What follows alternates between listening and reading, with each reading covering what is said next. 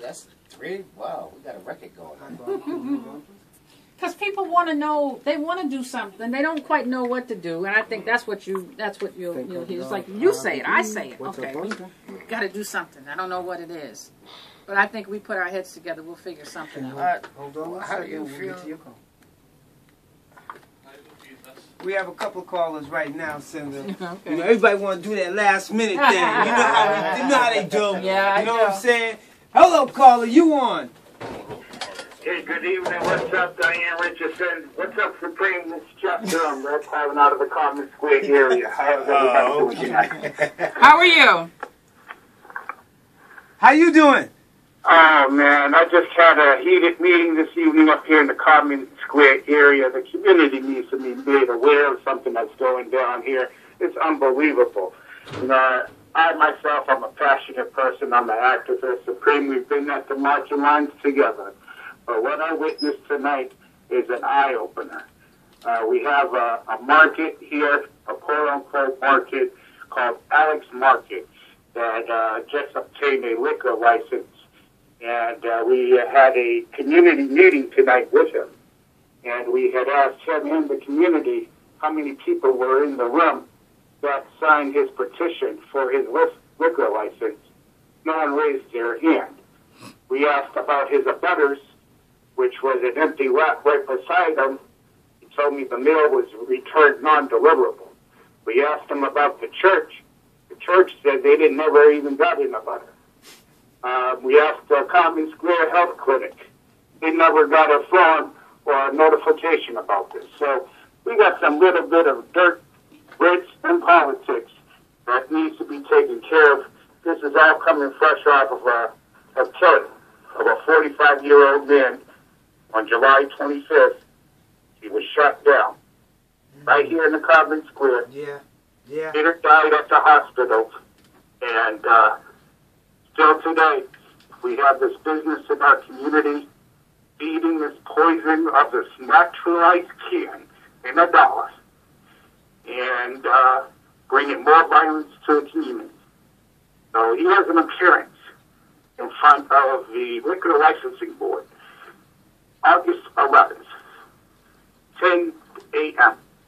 I'm asking Dianne Wilkerson, I'm asking my elected officials, I'm asking the city of Boston, come out, show your face, make your voice be heard.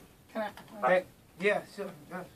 Caller, thank you for the call. Here's what I can tell you. You may not remember, but it was in fact challenging that whole policy from the Boston Licensing Board, the BLB, that got Chuck Turner and I in trouble because we dared to ask a question about the process and how they were operating. I do know this, is that those public hearings that the BLB board does, they're real. So if people go and they are opposed, they will not get approval for the license. They don't do them when there's major opposition. I've seen it Project Right has been very, very successful in that whole Blue Hill Avenue area of preventing and even shutting people down when it's not a good fit, when concerns around violence. You can ask the Boston Police Department to give you the printout sheets for the area and arrest. That's always helpful information. But you need bodies there. And we need bodies, that's exactly right. We need advocates. We approached the council, neighborhood council, this evening about it. They asked us to come out to their meeting, which is held every Wednesday, the first Wednesday of the month, right up here on the corner of Washington Street and Norfolk Street at 7 p.m. Marie Toussaint, who sits on the board, has welcomed everybody to participate in these meetings moving forward. And, it's just the issue, I hate to see the man get shut down.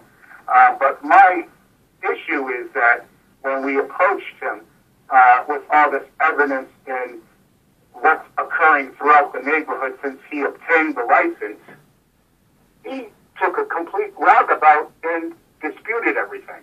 Yeah, you can shut them down. If you're organized, you get people there and put the bodies in that building on August 11th, you can. Yep, you can get them shut down. I'd like to get this community support supreme. Senator, if you can join us, that's August 11th at 10 a.m. Thank you, caller. I'll try to see if I can jiggle my schedule on that day. All right, peace and blessings. We did have a second caller, but he got tired of hanging on. I'm sure he's gonna call back. So you can call back. The line's open now. I'm sorry, y'all. We've been getting a few calls, and they've been going back to back, and it's kind of hard for us to get to these calls. And, people have to be patient. You got to be patient. That's right. And I do know that. Well. Before I let go. Yes, caller. No, yeah, I was on a cell phone, so I had to call back. That was okay, caller. You're on. All right, hold on, let me respond to this. First of all, Brother Supreme, I want to thank you. I just got an inbox on Facebook from the senator that she was there, and I'm here in Randolph, so I put you right on. It's good to hear the community on WRBB once again in the evening. And as you guys may well know, I've been there 20 years every Sunday. Senator Wilkerson, my voice has been a staunch supporter, telling the truth about what really went down with yourself and Chuck. He was a lifelong friend.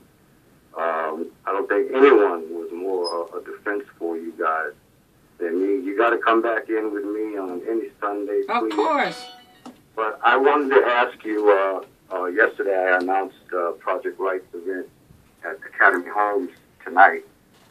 Just a few hours ago, 3 people were shot very near there. Yeah. Yes, we're aware of And that. I'm looking at the news and I'm feeling a spirit in my home community where people feel hopelessness and about to give up. And a part of the reason why things are getting worse in the community is because of what happened to you and to Chuck. I mean, real community leaders are an important and viable part of any community.